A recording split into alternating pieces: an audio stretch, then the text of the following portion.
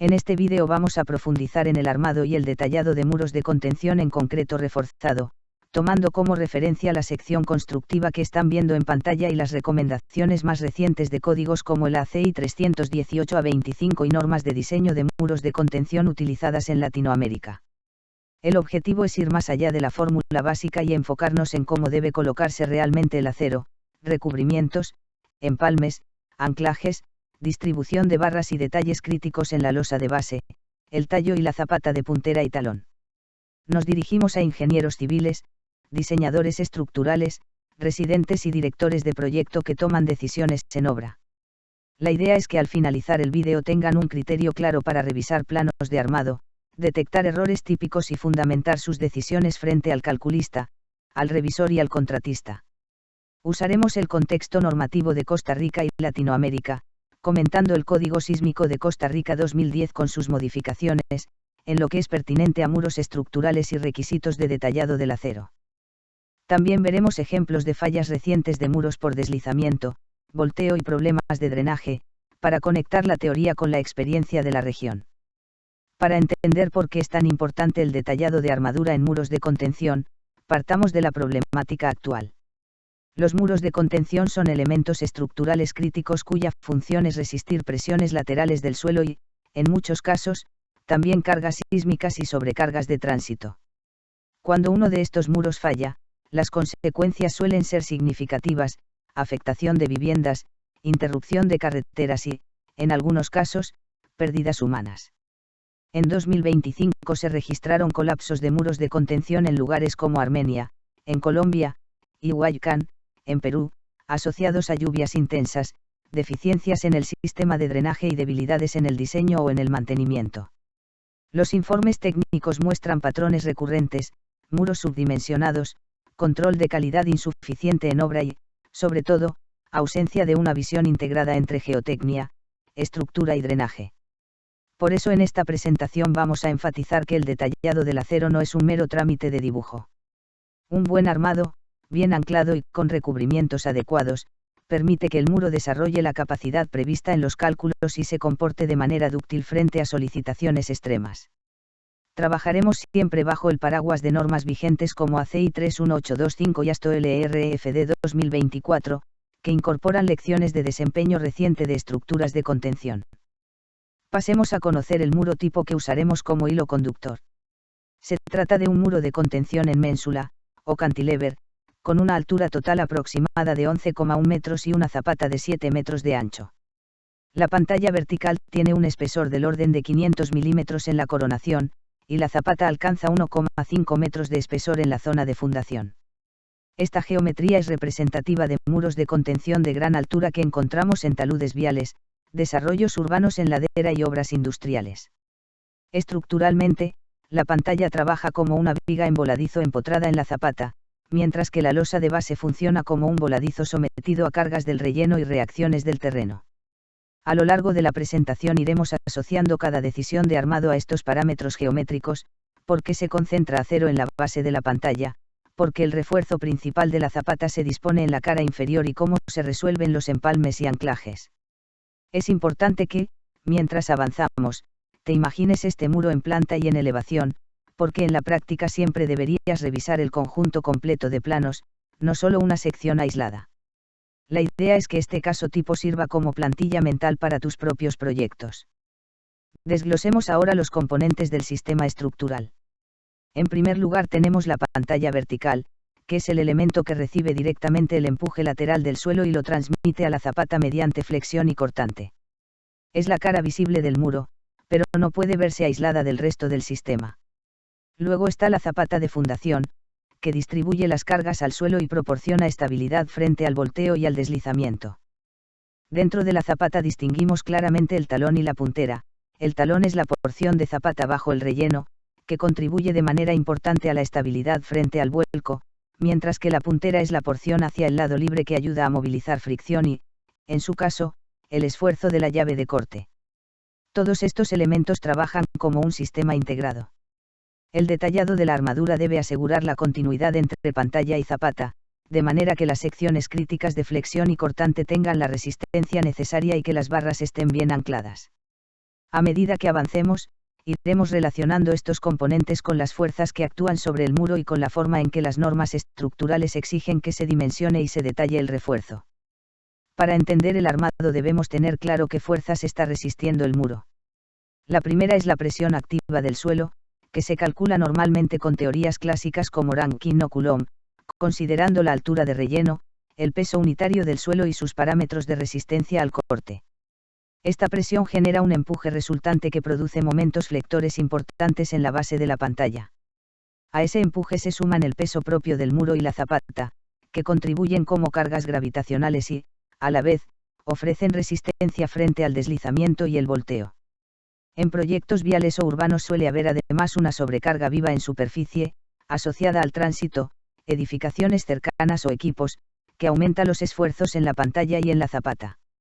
En regiones sísmicas, como la mayor parte de Latinoamérica, debemos incorporar fuerzas sísmicas equivalentes que incrementan las demandas laterales. Manuales como ASTO-LRFD y los códigos sísmicos nacionales especifican métodos para considerar estos efectos, ya sea a través de coeficientes sísmicos de empuje o análisis dinámicos más avanzados. Todas estas acciones combinadas determinan los diagramas de momento y cortante que luego se traducen en cuantías y distribución de acero. Tener claro este cuadro de cargas te dará criterio para evaluar si el armado que ves en planos tiene sentido frente a las solicitaciones esperadas. Pasemos al detallado de la pantalla vertical. En el esquema de armado del muro tipo se indica que la cara interior, que es la cara en contacto con el relleno y donde se desarrollan las tracciones principales por flexión, se refuerza con barras de 16 mm espaciadas aproximadamente cada 200 mm, equivalentes a barras almohadilla 5 en la nomenclatura ACI. Este espaciado relativamente cerrado responde a los altos momentos flectores en la base del muro. En la cara exterior se prevé también refuerzo vertical, con barras de 16 mm a espaciamientos del orden de 250 mm y una concentración adicional en la base, donde el momento puede invertir signo bajo ciertas combinaciones de carga. Esta doble malla mejora el control de fisuración y la ductilidad del sistema, especialmente en zonas sísmicas. El refuerzo horizontal funciona como acero de distribución y temperatura, controlando la apertura de fisuras provocadas por retracción, gradients térmicos y efectos secundarios. ACI 31825 establece cuantías mínimas y espaciamientos máximos para este tipo de refuerzo en muros, típicamente con min del orden de 0,0012 para barras pequeñas y separación máxima menor que 3 veces el espesor del muro o 450 mm. Finalmente, la longitud de anclaje de estas barras dentro de la zapata se define según el capítulo 25.4 de ACI 31825, que relaciona el desarrollo con el diámetro de barra, la resistencia del concreto, el recubrimiento y el confinamiento. Veremos luego cómo este anclaje se integra con el refuerzo de la zapata para lograr una transferencia eficiente de esfuerzos. En la zapata de fundación, el refuerzo principal se ubica en la cara inferior, tanto en talón como en puntera, porque la losa tiende a flexionarse hacia abajo bajo el peso del relleno y las reacciones del suelo. En el muro tipo se especifican barras de 16 mm espaciadas cada 50 cm en la parte inferior de talón y puntera, lo que proporciona una cuantía adecuada para resistir los momentos positivos dominantes. En el talón se incorpora además refuerzo superior, también de 16 mm, con espaciamiento del orden de 145 mm. Este acero superior es importante cerca del empotramiento con la pantalla, donde pueden desarrollarse momentos negativos por la interacción entre el peso del relleno y la restricción impuesta por el tallo. El refuerzo transversal, con barras de 12 mm a 200 mm en la cimentación, ayuda a distribuir las cargas, controlar la fisuración y proporcionar confinamiento al acero longitudinal. El recubrimiento mínimo indicado es de 75 mm, acorde con los requisitos de ACI 318 para concreto en contacto con suelo y expuesto a humedad permanente. Mantener este recubrimiento es clave para la durabilidad del acero frente a procesos de corrosión. En obra esto exige el uso adecuado de separadores y silletas. Desde el punto de vista del diseño, es importante revisar que las longitudes de solapo y de desarrollo del acero de la zapata hacia la pantalla cumplan con ACI 31825, de modo que el conjunto trabaje como una sola unidad estructural y no como elementos parcialmente desconectados. Esta diapositiva resume algunos de los requisitos clave de ACI 31825 para muros en voladizo de concreto reforzado. En cuanto al refuerzo mínimo en elementos sometidos a flexión, la norma mantiene valores de min cercanos a 0,0012 para barras de diámetro pequeño, como las almohadilla 5, asegurando que el concreto fisurado siga confinado por una cantidad suficiente de acero.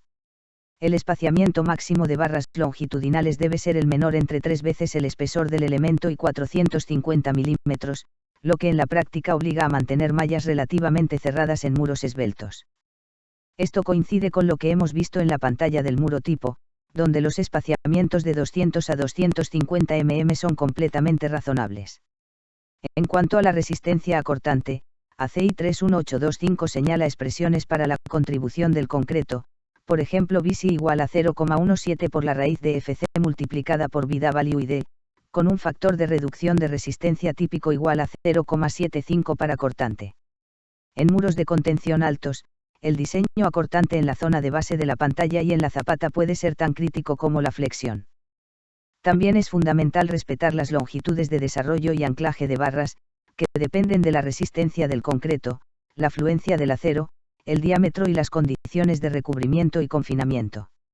Estas reglas aseguran que el acero pueda desarrollar su capacidad antes de que se produzca una falla por arrancamiento. Además del diseño estructural, todo muro de contención debe verificar su estabilidad global frente a deslizamiento y volteo. En esta primera parte se resumen los criterios básicos. Para deslizamiento suele exigirse un factor de seguridad mayor o igual a 1,5 en condiciones estáticas, comparando las fuerzas resistentes, fundamentalmente fricción y, cuando exista, cohesión en la base, contra el empuje lateral total. En cuanto al volteo, el factor de seguridad típico es de 2,0 o superior en condiciones estáticas, evaluando el cociente entre los momentos resistentes, generados principalmente por el peso propio del muro, el peso del relleno sobre el talón y, en algunos casos, las tres adicionales, y los momentos actuantes debidos al empuje del suelo y otras cargas laterales. Normas y manuales, como ASTO LRFD para obras viales y guías geotécnicas de departamentos de transporte, proporcionan procedimientos detallados y factores de carga específicos para estas verificaciones. En países latinoamericanos, estos criterios se adaptan dentro de reglamentos nacionales y guías de diseño de carreteras. Es importante destacar que, si el muro no cumple estas comprobaciones geotécnicas, no tiene sentido afinar el detallado de la armadura. Por eso, el flujo de trabajo profesional debe comenzar siempre por la estabilidad global y, solo después de satisfecha, pasar al dimensionamiento estructural fino. En la segunda parte de las verificaciones geotécnicas se analizan las presiones transmitidas al suelo y los asentamientos esperados. El criterio básico es que la presión máxima bajo la zapata no exceda la capacidad portante admisible del terreno definida en el estudio geotécnico. En muchos manuales se comprueba además que no haya tracción en la base o, si aparece, que sea muy limitada. La distribución de presiones suele idealizarse linealmente, en función de la resultante de cargas verticales y de la posición de su línea de acción respecto al centro de la zapata. Cuando la excentricidad es significativa, se generan presiones muy altas en un borde, lo que puede comprometer la estabilidad y aumentar asentamientos diferenciales. El análisis de asentamientos verifica que las deformaciones verticales del terreno se mantengan dentro de límites tolerables para el uso previsto, tomando en cuenta consolidación, compresibilidad del material de cimentación y características del relleno. En estructuras de contención asociadas a carreteras, los manuales establecen valores admisibles para evitar daños a pavimentos y estructuras adyacentes. Una vez que el muro cumple con estas restricciones de presiones y asentamientos, podemos considerar que la parte geotécnica está razonablemente satisfecha y avanzar con confianza al dimensionamiento y detallado de la armadura. Esta diapositiva muestra la secuencia constructiva recomendada para un muro de contención en concreto reforzado. El primer paso es la excavación y nivelación, donde se deben respetar las dimensiones proyectadas, asegurar taludes estables o entibaciones y alcanzar la cota de cimentación definida en el estudio geotécnico. Luego se arma la zapata, se colocan las barras inferiores y superiores según plano, los estribos o refuerzo transversal y los conectores que empalmarán con la pantalla. Antes del vaciado se verifica recubrimiento, posición de barras y limpieza del fondo. A continuación se procede al vaciado de la cimentación, cuidando compactación del concreto, vibrado y curado apropiado. Una vez que la zapata alcanza resistencia suficiente, se arma la pantalla vertical, montando el acero principal, el refuerzo de distribución y cualquier barra de anclaje o continuidad. Se colocan formaletas, se verifica la alineación y verticalidad y se vacía el concreto de la pantalla. Finalmente, se ejecuta el relleno por etapas, compactando por capas y, cuando corresponda, instalando los drens y filtros. Seguir esta secuencia ordenada ayuda a minimizar errores de armado y reduce el riesgo de fisuración temprana, asentamientos diferenciales o daños por rellenos prematuros. Es clave que el residente de obra disponga de listas de verificación para revisar cada etapa antes de pasar a la siguiente.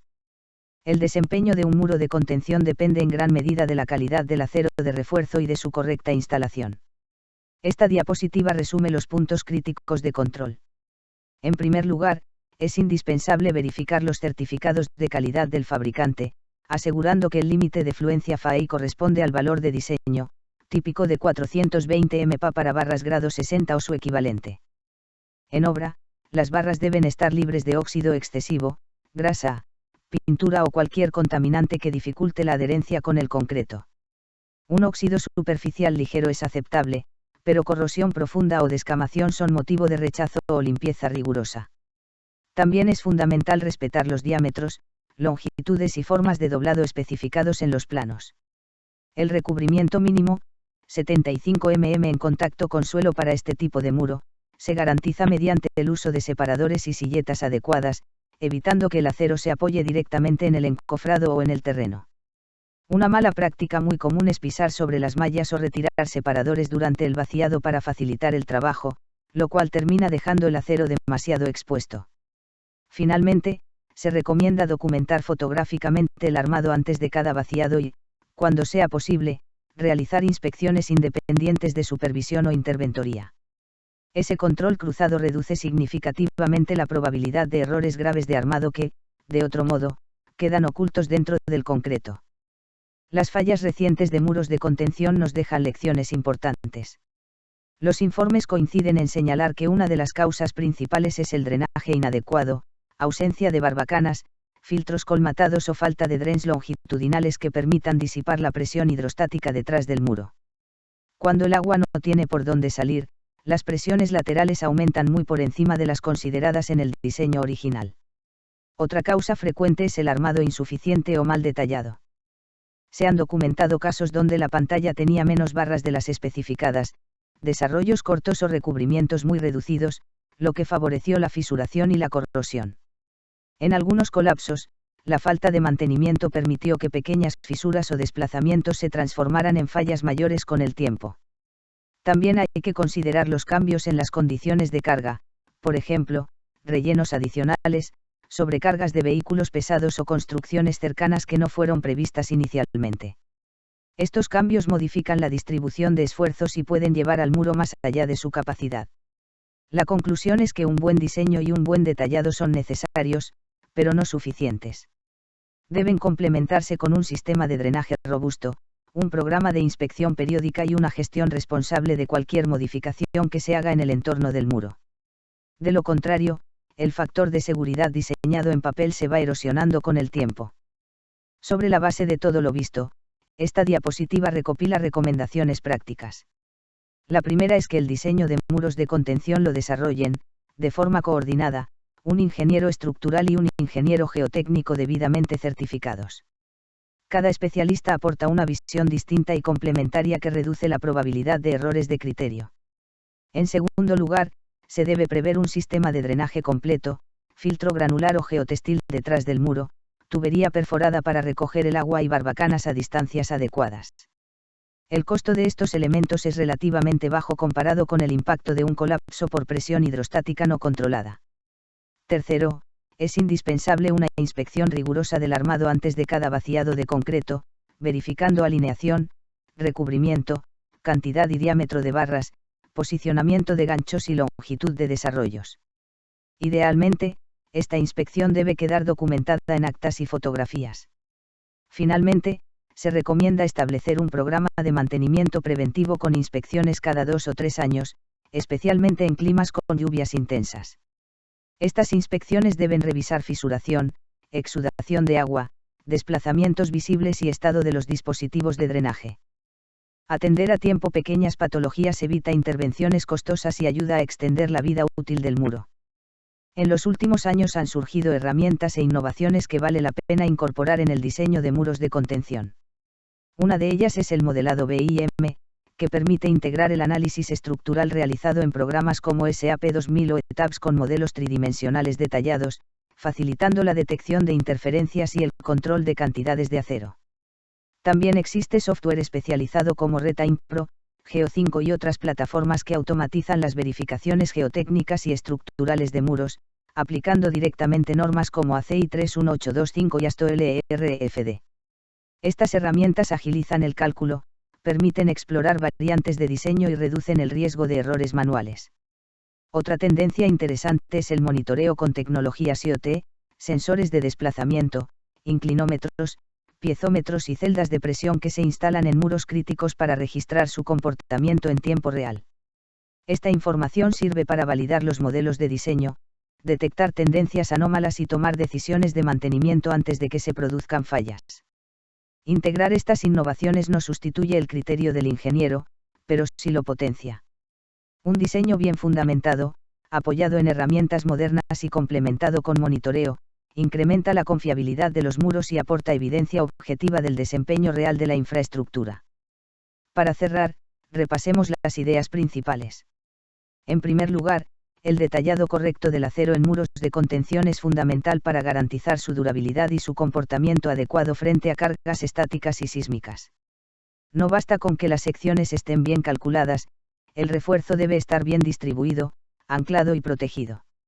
En segundo lugar, es indispensable cumplir con las normativas vigentes, en particular ACI 31825 para el concreto estructural y ASTO-LRFD 2024 o reglamentos nacionales para las verificaciones geotécnicas y de estabilidad. Estas normas incorporan décadas de experiencia y lecciones de fallas reales. Tercero, las verificaciones geotécnicas, deslizamiento, volteo, presiones y asentamientos, son tan críticas como el dimensionamiento estructural. Si la estabilidad global no está garantizada, ningún refinamiento en el armado compensará esa deficiencia. Finalmente, el mantenimiento preventivo, el drenaje adecuado y la supervisión rigurosa son componentes esenciales del ciclo de vida del muro. Ver el diseño, la construcción y la operación como un todo coherente es la mejor forma de asegurar que la estructura cumpla su función durante muchos años.